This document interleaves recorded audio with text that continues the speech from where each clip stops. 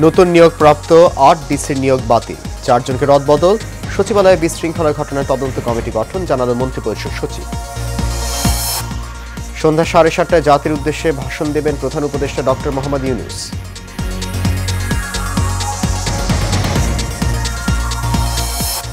হত্যা মামলায় গ্রেফতার শেখ হাসিনা বিদ্যুৎ ও খনিজ উপদেষ্টা তৌফিক এলাহী ৪ দিনের রিমান্ডে কারাগারে সাবেক আইজিপি শহীদুল।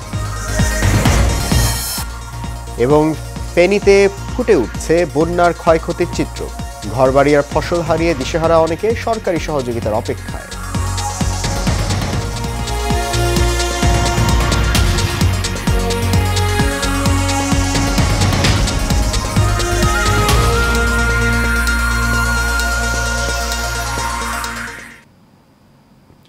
সবাইকে স্বাগত জানাচ্ছি এশিয়ান নিউজে। আপনাদের সাথে আছি আমি সৈয়দ মাহিউজ্জামান মুখর। শুনছেন বিআরবি কেবল ইন্ডাস্ট্রিজ লিমিটেড সংবাদ শিরোনাম। যাচ্ছি পুরো খবরে। পদবঞ্চিতদের দাবি ও অভিযোগ থাকায় নতুন নিয়োগপ্রাপ্ত ৮ জেলা প্রশাসকের নিয়োগ বাতিল করা হয়েছে। সেই সাথে ৪ জেলার ডিসিকে রদবদল করা হয়েছে। দুপুরে সচিবালয়ে এক ব্রিফিংয়ে জনপ্রশাসন মন্ত্রণালয়ের সিনিয়র সচিব মোখলেসুর রহমান এসব কথা বলেন। এ সময় তিনি জানান, নিয়োগ বাতিল হয়েছে লক্ষ্মীপুর, জয়পুরহাট, কুষ্টিয়া, রাজশাহী, সিরাজগঞ্জ, দিনাজপুর, রাজবাড়ী, শরীয়তপুর জেলায় নিয়োগপ্রাপ্তদের।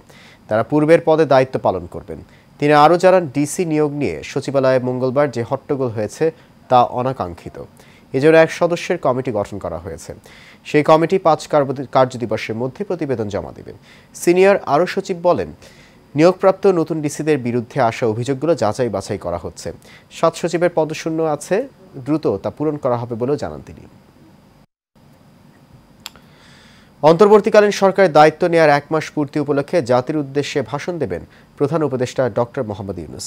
সন্ধ্যা ৭:৩০টায় তার এই ভাষণ রাষ্ট্রীয় সম্প্রচার মাধ্যমে একযোগে প্রচার করা হবে বলে প্রধান উপদেষ্টা প্রেস উইং থেকে জানানো হয়েছে। প্রধান উপদেষ্টার উপ প্রেস সচিব অপূর্ব জাহাঙ্গীর বলেন, অন্তর্বর্তী সরকার দায়িত্ব নেওয়ার ১ মাস পূর্ণ হয়েছে। এ সময়ে সরকারের নেওয়া নানা পদক্ষেপের বিষয়ে জাতিকে জানানোর জন্য এই ভাষণ। ছাত্র জনতার অভ্যুত্থানে গত ৫ আগস্ট আওয়ামী লীগ সরকারের পতন হয়। এরপর ৮ আগস্ট নোবেলজয়ী অর্থনীতিবিদ ডক্টর মোহাম্মদ ইউনূসকে প্রধান উপদেষ্টা করে অন্তর্বর্তী সরকার গঠিত হয়। এর আগে দায়িত্ব নেওয়ার ১৭ দিন পর গত ২৫ আগস্ট জাতির উদ্দেশ্যে ভাষণ দেন প্রধান উপদেষ্টা। সাবেক প্রধানমন্ত্রী শেখ হাসিনার বিদ্যুৎ ও জ্বালানি উপদেষ্টা তৌফিক এলাহীর ৪ দিনের রিমান্ড মঞ্জুর করেছেন আদালত। বিকেলে তাকে আদালতে হাজির করে পুলিশ। এসময় মামলার সুষ্ঠু তদন্তের স্বার্থে তদন্ত কর্মকর্তা বাড্ডা থানার উপপরিদর্শক রেজাউল আলম তার ১০ দিনের রিমান্ড চেয়ে আবেদন করেন। শুনানি শেষে ঢাকার মেট্রোপলিটন ম্যাজিস্ট্রেট আলী হায়দারের আদালত তার এই রিমান্ড মঞ্জুর করেন। এর আগে মঙ্গলবার রাতে রাজধানী গুলশান থেকে তাকে গ্রেফতার করে ঢাকা মহানগর গোয়েন্দা পুলিশ। তৌফিক এলাহী চৌধুরী ২০০৯ সালে আওয়ামী লীগ সরকার ক্ষমতায় আসার পর থেকে সাবেক প্রধানমন্ত্রী শেখ হাসিনার বিদ্যুৎ, জ্বালানি ও খনিজ সম্পদ বিষয়ক উপদেষ্টা হিসেবে দায়িত্ব পালন করে আসছিলেন। বৈষম্য বিরোধী ছাত্র আন্দোলন চলাকালে ছাত্র জনতার মিছিলে রাজধানীর নিউ মার্কেট এলাকায় ব্যবসায়ী আব্দুল ওয়াদুদকে গুলি করে হত্যার অভিযোগে করা মামলায় গ্রেফতার পুলিশের সাবেক মহাপরিদর্শক শহীদুল হককে কারাগারে পাঠানোর আদেশ দিয়েছেন আদালত। সকালে ৭ দিনের রিমান্ড শেষে শহীদুল হককে আদালতে হাজির করে কারাগারে আটক রাখার আবেদন করেন তদন্ত কর্মকর্তা নিউ মার্কেট থানার উপপরিদর্শক বায়েজিদ বোস্তামি। আবেদনের পরিপ্রেক্ষিতে ঢাকার মেট্রোপলিটন ম্যাজিস্ট্রেট আলী হায়দার তাকে কারাগারে পাঠানোর আদেশ দেন। গত ৪ সেপ্টেম্বর তার ৭ দিনের রিমান্ড মঞ্জুর করেন আদালত।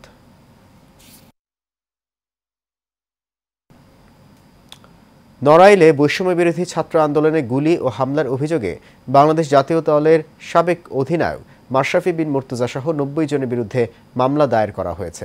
নড়াইল সদর থানায় মামলাটি করেন শেখ মুস্তাফা আল মুজাহিদুর রহমান পলাশ।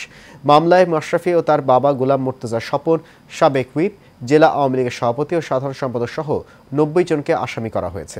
মাশরাফির নামে নড়াইলে এটাই প্রথম মামলা। নড়াইল সদর থানার ভারপ্রাপ্ত কর্মকর্তা মামলার বিষয়টি নিশ্চিত করেছেন। ঝিনাইদহের সাবেক অতিরিক্ত অ্যাটর্নি জেনারেল মোহাম্মদ মাহেদী হাসান চৌধুরী সহ ৫ জনকে আটক করেছে ঝিনাইদহ সদর থানা পুলিশ। মঙ্গলবার সন্ধ্যায় শহরের বাস টার্মিনাল থেকে তাদের আটক করা হয়। মেহেদী হাসান চৌধুরীর বিরুদ্ধে রাজধানী ঢাকার আদাবর থানায় একটি হত্যা মামলা রয়েছে। পুলিশ জানায় ঝিনাইদহের মহেশপুর সীমান্ত দিয়ে সাবেক অতিরিক্ত অ্যাটর্নি জেনারেল মোহাম্মদ মেহেদী হাসান চৌধুরী ভারতে পালিয়ে যাওয়ার খবর পেয়ে শহরের কেন্দ্রীয় বাস টার্মিনাল এলাকায় চেকপোস্ট বসায় পুলিশ। সেই সময় একটি প্রাইভেট কার তল্লাশি করে সাবেক অতিরিক্ত অ্যাটর্নি জেনারেল সহ ৫ জনকে আটক করা হয়।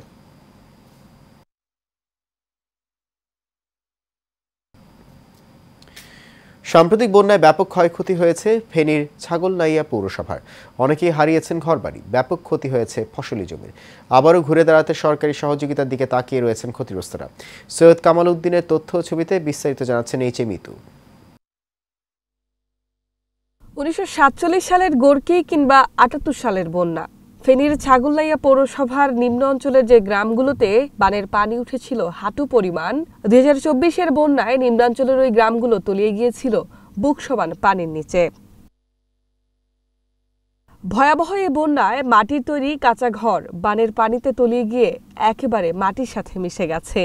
জীবন বাঁচাতে অনেকেই আশ্রয় নেন আশ্রয় কেন্দ্রে বা আত্মীয় স্বজনের বাড়িতে। এখন ডলে সবকিছু নিয়ে গেছি, পিছিয়ে নিয়ে এখন আমাদের আমরা এখন মানুষের ঘরে ঘরে কিনে থাকি, মানুষের দ্বারা দ্বারা থাকি। বন্যায় ঘর কি পড়ে গেছে, মাটির গুদাম ছিল, এখন আরেক ফ্যামিলির আরেক ঘরে আছি, জিনিসপত্র কিছু বাঁচাইতে পারি না। পানি উঠে পাথরের জমি, বসত বাড়ি যা কিছু আসিল এটাই সম্ভব সব তো শেষ হয়ে গেছে। আমার উড়ানে না, আমার ঘরে 3 ফুট পানি ঢুকে গেছে। ঢুকার পরে আমার যা কিছু ছিল এখন সবকিছু এই যে ঘরের ভিতরে সবকিছু নষ্ট হয়ে গেছে। বানের পানি শুধু ঘর বাড়ি নয়, ব্যাপক ক্ষয়ক্ষতি করেছে ফসলি জমিরও। ধানের চারা পচে যাওয়ায় চরম বিপাকে পড়েছে কৃষকেরা। এই বয়সে বা আমার বাবার বয়সেও কোনোদিন এরকম বন্যা হয় নাই, তো এখন এরকম ভাবে হয়েছে। আমার তো এই সবগুলাই মাটির ঘর সবগুলা এমন ভাবে পড়ছে, এগুলা আমাদের পক্ষে উঠানো কোনো রকমের সম্ভব নয়। আজ চুলবার খাইবার আর কোনো ক্ষমতা নাই, আর কলা লুবাইবার জায়গা নাই ভাই। আনারা যদি সাহায্য ক্লাস না করেন আই বাইসার কোনো আর উপায় নেই। আল্লাহর অশেষ রহমতে এটা আমরা অনেকটুকু পোষাইছি। আমাদের অনেক কৃষককে আমরা পরামর্শ দিয়েছি এই সময় কি করবে। অনেকে এখন নতুন করে বীজ সংগ্রহ করছে বা অনেকে এখন পর্যন্ত ধানের চারা সংগ্রহ করছে নিজ উদ্যোগে। এইভাবে এখন পর্যন্ত আজকে ডেট পর্যন্ত মোটামুটি 13,000 হেক্টর পর্যন্ত আমরা এটা রোপণ পর্যন্ত নিয়ে যেতে পারছি। আবারও ঘুরে দাঁড়াতে ঘরবাড়ি মেরামতের পাশাপাশি কৃষি প্রণোদনা চান ওই অঞ্চলের কৃষকেরা। H A Mitu, Asian television.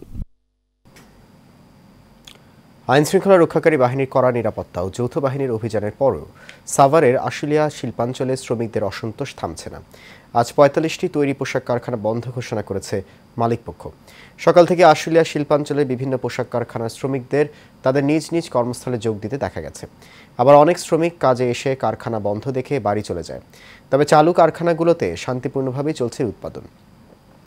শিল্পাঞ্চলে যে কোনো ধরনের অপ্রীতিকর ঘটনা এড়াতে কারখানাগুলোর সামনেই অতিরিক্ত পুলিশ মোতায়েন করা হয়েছে। এছাড়া শিল্পাঞ্চলে সেনা ও বিজিবি টহলও রয়েছে। পদত্যাগ করেছেন ব্যবসায়ীদের শীর্ষ সংগঠন federation of Bangladesh chamber of commerce and industry FBCCI এর সভাপতি মাহবুবুল আলম। সিঙ্গাপুরে মাউন্ট এলিজাবেথ হাসপাতালে চিকিৎসাধীন অবস্থায় সেখান থেকেই ইমেলের মাধ্যমে তিনি পদত্যাগপত্র পাঠিয়েছেন। এদিকে বাণিজ্য সংগঠন আইন 2022-এর 17 ধারা অনুযায়ী বাংলাদেশ প্রতিযোগিতা কমিশনের সদস্য অবসরপ্রাপ্ত অতিরিক্ত সচিব মোহাম্মদ হাফিজুর রহমানকে Bangladesh chamber of commerce and ইন্ডাস্ট্রির প্রশাসক নিয়োগ করা হয়েছে। আজ বাণিজ্য মন্ত্রণালয়ের অতিরিক্ত সচিব ডক্টর নাজদিন কাউসার চৌধুরী স্বাক্ষরিত এক আদেশে এই তথ্য জানানো হয়েছে। 2023 সালের 2 আগস্ট FBCCI পরিচালনা পর্ষদের 2023-25 মেয়াদে সভাপতি নির্বাচিত হয়েছিলেন Chattogram chamber of commerce and ইন্ডাস্ট্রিজের প্রতিনিধি মাহবুবুল আলম। অগ্রণী ব্যাংক PLCর চেয়ারম্যান সৈয়দ আবু নাসের বখতিয়ার আহমেদকে ফুলেল শুভেচ্ছা জানিয়েছেন রূপায়ণ গ্রুপের চেয়ারম্যান লিয়াকত আলী খান মুকুল। গতকাল রাজধানীর মতিঝিলে অগ্রণী ব্যাংকের প্রধান কার্যালয়ে শুভেচ্ছা তুলে দেন রূপায়ণ গ্রুপের ভাইস চেয়ারম্যান আলী আকবর খান রতন, উপদেষ্টা ASM শাইখুল ইসলাম। এ সময় রূপায়ণ গ্রুপের ভাইস চেয়ারম্যানের সাথে নিজের বেশ কিছু পরিকল্পনার বিষয়ে আলোচনা করেন অগ্রণী ব্যাংকের চেয়ারম্যান। সৈয়দ আবু নাসের বখতিয়ার বলেন, টেকসই অর্থনীতি পুনর্গঠনে অগ্রণী ব্যাংককে জনগণের আস্থার কেন্দ্রবিন্দুতে পরিণত করতে কাজ করবেন তিনি। একই সাথে ক্ষুদ্র এবং মাঝারি উদ্যোক্তাদের ব্যবসা বান্ধব ব্যাংক হিসেবে অগ্রণী ব্যাংককে প্রস্তুত করতে চান নতুন এই চেয়ারম্যান। এ সময় অগ্রণী ব্যাংকের ব্যবস্থাপনা পরিচালক ও সিইও মুর্শেদুল কবির, রূপায়ণ গ্রুপের DGM finance and treasury Abdul Kader Mia, manager bank and finance Amelendu Pal Tapu ও head of media and communication Habibur Rahman Palash উপস্থিত ছিলেন।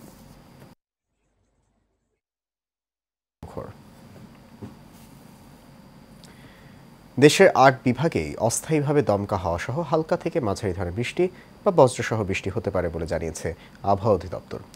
আজ সন্ধ্যা ৬টা পর্যন্ত আবহাওয়ার পূর্বাভাসে এই তথ্য জানানো হয়েছে। এতে বলা হয়, চট্টগ্রাম বিভাগের অধিকাংশ জায়গায়, ঢাকা, ময়মনসিংহ, খুলনা, বরিশাল ও সিলেট বিভাগের অনেক জায়গায় এবং রংপুর ও রাজশাহী বিভাগের কিছু কিছু জায়গায় অস্থায়ীভাবে দমকা হাওয়া সহ হালকা থেকে মাঝারি ধরনের বৃষ্টি বা বজ্রসহ বৃষ্টি হতে পারে।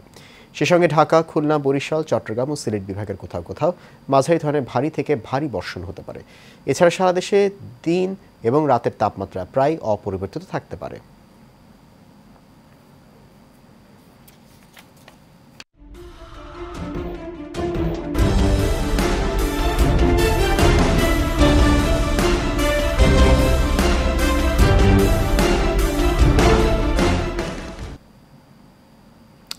সাবানো প্রসঙ্গ।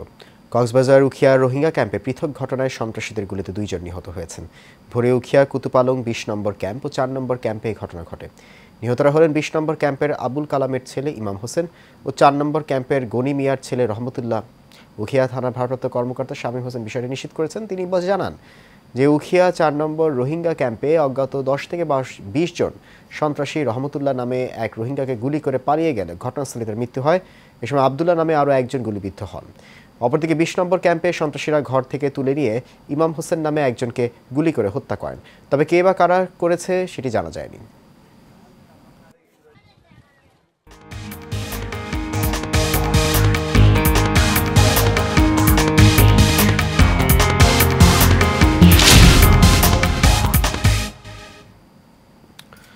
আন্তর্জাতিক প্রসঙ্গ। যুক্তরাষ্ট্রে আগামী প্রেসিডেন্ট নির্বাচনের প্রার্থী ডোনাল্ড ট্রাম্প ও কামালা হ্যারিস প্রথমবারের মতো বিতর্ক করেছেন। আগামী নভেম্বর মাসে এই নির্বাচন অনুষ্ঠিত হবে। এই দিনের বিতর্কে ট্রাম্পের কঠোর সমালোচনা করেছেন কামালা হ্যারিস। তিনি বলেছেন, বিশ্ব নেতারা ডোনাল্ড ট্রাম্পকে নিয়ে হাসাহাসি করেন। এমনকি রুশ প্রেসিডেন্ট ভ্লাদিমির পুতিন তার লঞ্চে ট্রাম্পকে খেয়ে ফেলবেন বলেও মন্তব্য করেন কামালা হ্যারিস। অন্যদিকে এই বিতর্কে কামালা হ্যারিসকে যুক্তরাষ্ট্রের ইতিহাসে সবচেয়ে খারাপ ভাইস প্রেসিডেন্ট হিসেবে আখ্যায়িত করেছেন ট্রাম্প। ট্রাম্প আরও বলেন, ডেমোক্র্যাট দলের প্রার্থী কামালা হ্যারিস প্রেসিডেন্ট নির্বাচিত হলে 2 বছরে ইসরায়েল পৃথিবী থেকে হারিয়ে যাবে, দেশটির কোনো অস্তিত্বই থাকবে না। যাচ্ছি ভারতের প্রসঙ্গে। ভারতের মণিপুরে চলমান সহিংসতাকে কেন্দ্র করে রাজ্যের ইম্ফল পূর্ব ও ইম্ফল পশ্চিম জেলায় 144 ধারা কারফিউ জারি করা হয়েছে। ভারতীয় নাগরিক সুরক্ষা সংহিতা 2023-এর ধারা 163 এর অধীনে এই নিষেধাজ্ঞামূলক আদেশ জারি হয়েছে। পাশাপাশি 5 দিনের জন্য বন্ধ থাকবে ইন্টারনেট। রাজ্য প্রশাসন জানায়, পরবর্তী নির্দেশ না দেওয়া পর্যন্ত জনগণকে তাদের বাসস্থানের বাইরে চলাচল সীমিত করার নির্দেশ দেওয়া হয়েছে। গত 7 সেপ্টেম্বর রাজ্যের জিরিবামে ব্যাপক হামলা চালায় বিচ্ছিন্নতাবাদীরা। পুলিশের তল্লাশি অভিযানে উদ্ধার হয় বিপুল পরিমাণ অস্ত্র। এরপর থেকেই উত্তাল রয়েছে মণিপুরে পরিস্থিতি। আর এই পর্যায়ে থাকছে চট্টগ্রাম সংবাদ।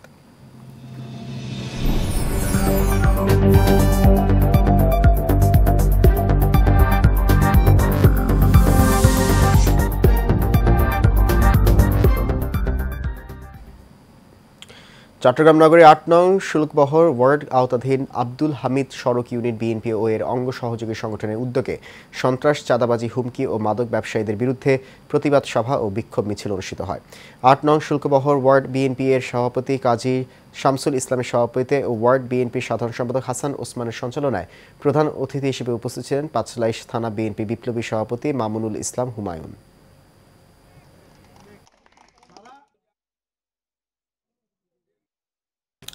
শেষ করবে এশিয়া নিউজ। তার আগে বিআরবি কেবল ইন্ডাস্ট্রিজ লিমিটেড সংবাদ শিরোনামগুলো জানিয়ে দিচ্ছি আরও একবার।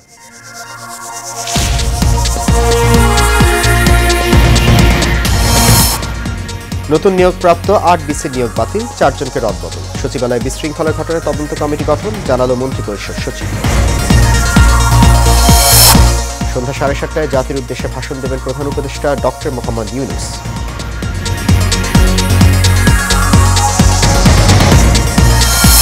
হত্যা মামলায় গ্রেফতার শেখ হাসিনার বিদ্যুৎ ও খনিজ উপদেষ্টা তৌফিক-ই এলাহী 4 দিনের রিমান্ডে, কারাগারের সাবেক আইজিপি শহীদুল। এবং ফেনীতে ফুটে উঠছে বন্যার ক্ষয়ক্ষতির চিত্র, ঘরবাড়ি আর ফসল হারিয়ে দিশেহারা অনেকেই, সরকারি সহযোগিতার অপেক্ষায়।